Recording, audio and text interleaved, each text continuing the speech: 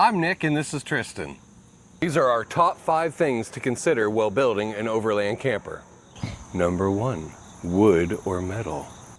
Wood is easier to work with and cheaper, but it can rot and flex, causing structural issues.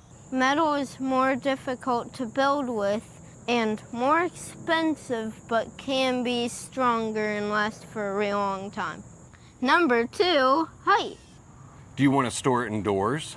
Do you want to only be able to crawl in, or sit up, or stand up? Or maybe just mount a tent on top and keep it really low.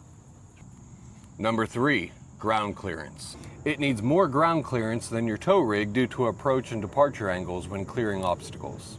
And the longer it is, the more ground clearance it needs. Number 4, weight. Too much weight in or behind your rig can cause too much stress on it, leading to expensive repairs and unsafe road or trail conditions. More weight makes it easier to get stuck. Small or mid-sized vehicles should never pull what a full-size truck or a heavy-duty truck can pull. Number 5, width. As much as possible, you should try to keep your wheel spacing or track width the same as your tow vehicle. You should also try to keep the overall width as similar to your tow vehicle as possible. This makes maneuvering tight spaces much easier while avoiding obstacles.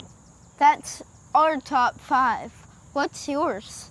Have any questions or additions? Hit us up in the comments or our community page. If you would like to see more of the camper we are currently building, hit the subscribe button and follow along, or maybe give us some tips along the way. Thanks for sticking with us to the end. As always, get outside Or get to building, but whatever you do, be safe. Bye, y'all. And go number 2, height. Number 2, height. But you held up a number 1. Thanks for sticking with us to the end. You sound like a snake right now. You're like, thanks for sticking with us. All right, come on back. I like being a snake. I know, but not for our video. All right, ready, go. Thanks for sticking with us and... You're doing the snake thing again. I don't know why. All right, come on, do it again. It's so annoying.